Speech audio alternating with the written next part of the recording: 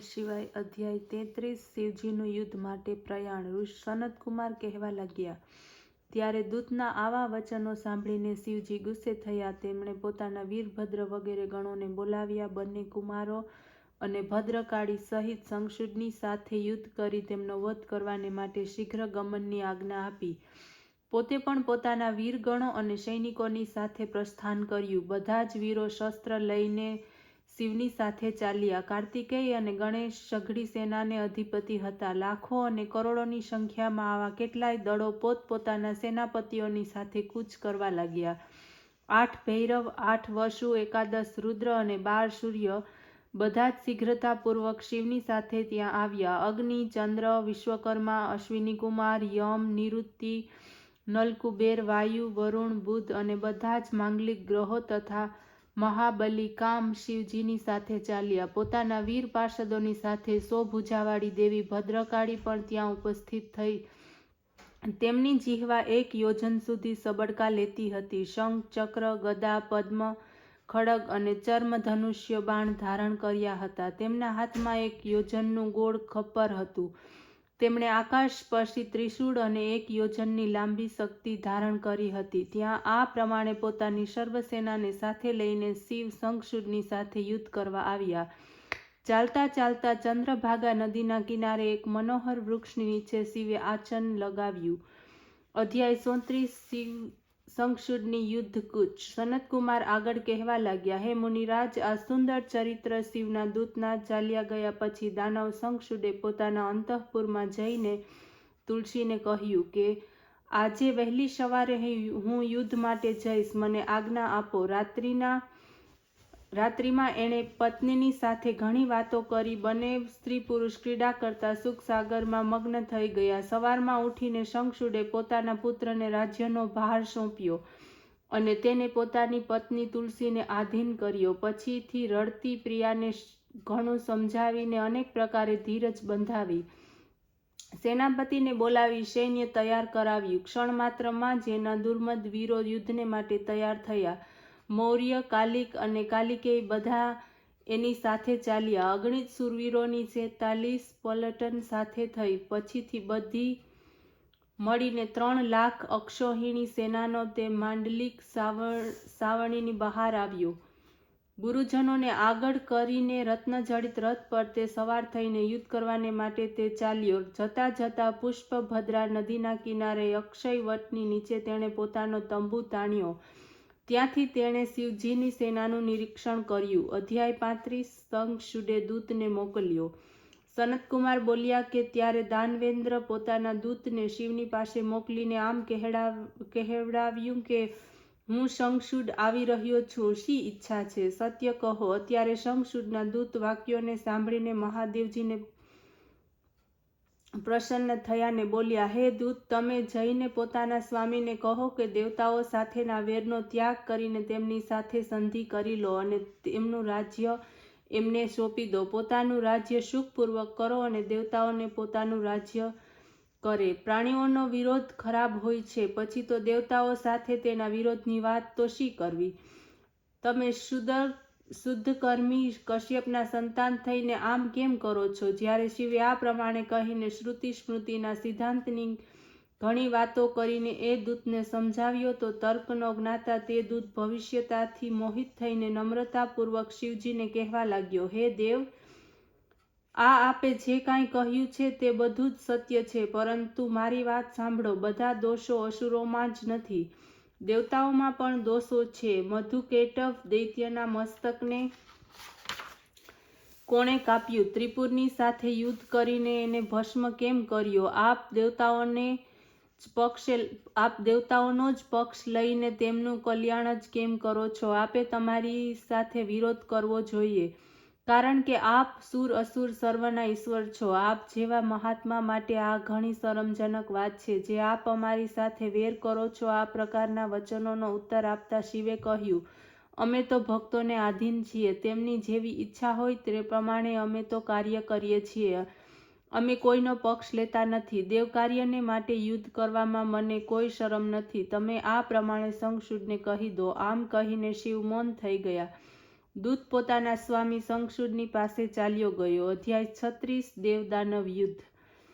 સનતકુમાર બોલ્યા, હવે એ દૂત આવીને પોતાના રાજ્યને શિવે કહેલી સઘળી વાત કહી સંભળાવી. શંખચૂડે યુદ્ધને યોગ્ય માન્યું અને તેણે તરત જ પોતાના વીરોની યુદ્ધની આજ્ઞા આપી. આ બાજુ સર્વેશ્વર શિવે પણ પોતાના સર્વ સેનાને અને દેવતાઓને યુદ્ધ માટે પ્રેરિત કર્યા. સ્વયં પણ તૈયાર થયા. વિવિધ પ્રકારના રણવાદ્યો વાગવા લાગ્યા. બંને પક્ષના વીરો ભયાનક માર કાપ કરવા લાગ્યા. મહેન્દ્ર વૃક્ષ પરવા સાથે તે યુદ્ધ કરવા લાગ્યો.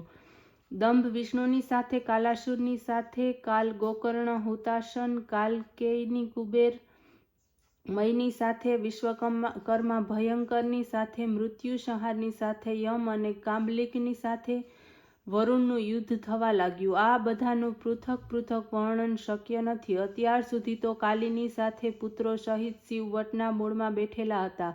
આ બાજુ બધી સેના નિરંતર લડતી હતી. શંખચૂડ પણ રત્ન સિંહાસન ઉપર બેઠો હતો.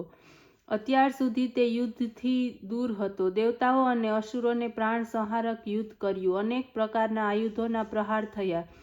વીરગણ મહાપરાક્રમથી પોતાના શત્રુઓના મસ્તકોના છેદ ઉડાડતો હતો. ક્ષણ માત્રમાં જ પૃથ્વી છિન્ન ભિન્ન વાહનોથી છવાઈ ગઈ. અધ્યાય 37 શંખચૂડનું યુદ્ધ. સનતકુમાર બોલ્યા, હવે દેવતાઓ દાનવોથી પરાજિત થઈને આમ તેમ ભાગવા લાગ્યા. ઘણા બધા ભાગીને શિવજીને શરણે ગયા અને યુદ્ધનું વૃત્તાંત કહ્યું. આ સાંભળીને ભગવાન શિવજી ગુસ્સે થઈને સ્વયં યુદ્ધ કરવાને માટે ચાલ્યા.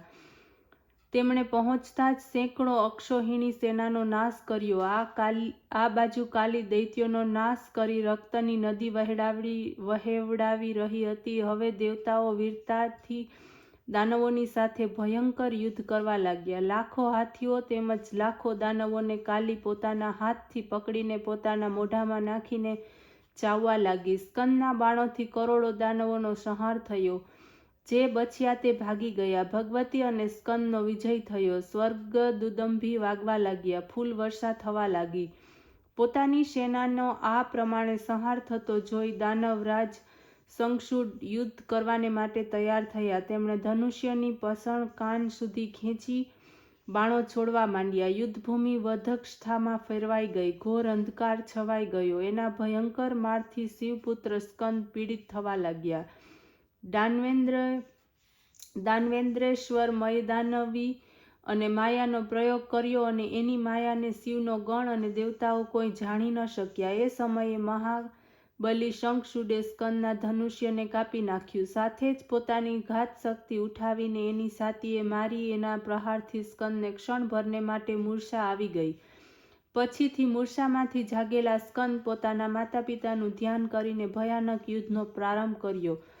હવે એના બાણોથી શંખચૂડના રથનો છેદ ઉડાવી દેવામાં આવ્યો. એના કવચ, કિરીટ, કુંડલ અને વાહન બધાને સ્કંદે કાપી નાખ્યા. એક એવી વિષૈલી શક્તિનો પ્રહાર કર્યો કે તેને પરિણામે શંખચૂડ પૃથ્વી ઉપર પડી ગયો અને ઘણા સમય સુધી મૂર્છાધીન રહ્યો. પછીથી ઉઠીને તેણે પણ કાર્તિકેય ઉપર પોતાની શક્તિનો પ્રહાર કર્યો, જેના વાગવાથી તે પણ મૂર્છિત થઈ ગયો અને પૃથ્વી ઉપર પડ્યો. આ રીતે તેણે બ્રહ્મ વાક્યને પ્રમાણિત કર્યું. કાલીએ તેને પોતાના ખોળામાં ઉઠાવી શિવની પાસે લઈ ગઈ. શિવે તેને જીવિત કર્યા. તે ઉઠીને ફરીથી યુદ્ધ કરવા નીકળ્યો. આ બાજુ વીરભદ્ર શંખચૂડ સાથે લડી રહ્યો હતો. બંનેને એકબીજાના બાણોને કાપ્યા. શસ્ત્રો પરસ્પર અથડાયા, પરંતુ શંખચૂડે એક શક્તિ ચલાવીને વીરભદ્રને પાડી નાખ્યો. તેઓ તરત જ ઉઠી ઊભા થયા અને બીજું ધનુષ્ય લઈને તેઓ યુદ્ધ કરવા લાગ્યા. આ જ સમયે કાલી ફરીવાર યુદ્ધમાં આવી અને કાર્તિકેશ્વરની રક્ષા કરતી તે દાનવોને ચાવવા લાગી. બંને પક્ષના વીરો વિકટ સંગ્રામ કરી રહ્યા હતા. અધ્યાય 38 ભદ્રકાલી શંખચૂડ યુદ્ધ. સનતકુમાર બોલ્યા, દેવીએ યુદ્ધભૂમિમાં સિંહનાદ કર્યો. કેટલાય દાનવો મૂર્છિત થઈ નીચે પડ્યા. વિકરાળ દાંતોવાળી ચંડી વીરોના રક્તનું પાન કરી નાચવા લાગી. દેવતાઓના દળમાં કોલાહલ મચી ગયો. ત્યારે કાલીને આ પ્રમાણે રઠારૂઢ જોઈને દાનવેન્દ્ર શંખચૂડ જાતે જ યુદ્ધ કરવાને માટે આવ્યો. કાલીએ પ્રલયાગ્નિની વર્ષાની જેમ ઘોર બાણ વર્ષા કરી, પરંતુ રાજા શંખચૂડે વૈષ્ણવ અસ્ત્ર ચલાવીને તેને શાંત કરી દીધું. ત્યારે દેવીએ નારાયણ અસ્ત્ર ચલાવ્યું. દાનવેન્દ્ર રથમાંથી ઉતરીને પ્રણામ કરવા લાગ્યો. એનાથી આ અસ્ત્ર જાતે જ શાંત થઈ ગયું. બ્રહ્મશાસ્ત્રથી બચીને તેણે દેવ ઉપર સમંત્ર બાણ વર્ષા કરી. દેવી તો સર્વ બાણોને ચાવી ગઈ. સાથે સાથે ઘોર ગર્જના કરવા લાગી. એનાથી દાનવો ભયભીત થઈ ગયા. આ રીતે એક બાજુ કાલી અને બીજી બાજુથી તે દૈત્યેન્દ્ર ભીષણ સંગ્રામ કરવા લાગ્યો. પછીથી જ્યારે મહાકાલીએ પાશુપત શાસ્ત્રનો પ્રયોગ કર્યો તો એની અમોઘતાના રક્ષણ માટે આકાશવાણીએ એને રોકી લીધું, કારણ કે એનાથી એનું મૃત્યુ ન હતું. ભદ્રકાળી પાશુપતને રોકીને 100 લાખ દાનવોને છઠ કરી ગઈ. હવે તે શંખચૂડ ઉપર ધસી. ત્યારે તેણે રૌદ્રાસ્ત્ર વેગને રોકી લીધેલ અને બીજા પણ કેટલાય દિવ્ય અસ્ત્રોનો પ્રયોગ અત્યંત ક્રોધે ભરાયેલી ભગવતીને સર્વને ક્ષીણ વિશીર્ણ કરી દીધા. એના ચક્ર વગેરેને ગળી ગઈ. પછી અત્યંત વેગપૂર્વક ઉછળીને દેવીએ મૃષ્ટિ પ્રહાર કર્યો તો તેથી દાનવરાજ 7 ચક્કર ખાઈને પૃથ્વી ઉપર પડી ગયો. એને ક્ષણ માટે મૂર્છા આવી ગઈ. પછીથી ઉઠીને દેવી સાથે તેણે મોટું યુદ્ધ કરવાની ઈચ્છા કરી, પરંતુ માતાની બુદ્ધિને કારણે બહુ યુદ્ધ ના કર્યું. દેવીએ એને પકડીને અને વારંવાર ફેરવીને ઘણા વેગપૂર્વક તેને ઉપર ફેંક્યો. પ્રતાપી શંખચૂડ ઘણા વેગથી ઉપર કૂદ્યો. પછી નીચે આવીને ભદ્રકાળીને પ્રણામ કરીને એની આગળ ઊભો રહ્યો. પછીથી તે પોતાના રથ ઉપર આવીને બેઠો અને ભદ્રકાળી ક્રોધથી દાનવોના રક્તનું પાન કરવા લાગી. એ સમયે આકાશવાણી થઈ, હે દેવી, હજુ તો આ યુદ્ધમાં તમારે 1 લાખ દાનવોનો રક્તપાત કરવાનો છે. તમે એનું ક્ષીણ ભક્ષણ કરો અને સંગ્રામમાં હમણાં દાનવરાજને હણવાની વાત ન કરશો, કારણ કે શંખચૂડ તમારાથી અવધ્ય છે. ભદ્રકાળી દાનવોનું રક્ત પીવા લાગી. પછી શિવજી પાસે જઈને સર્વ વૃત્તાંત કહ્યો. ઓમ નમઃ શિવાય.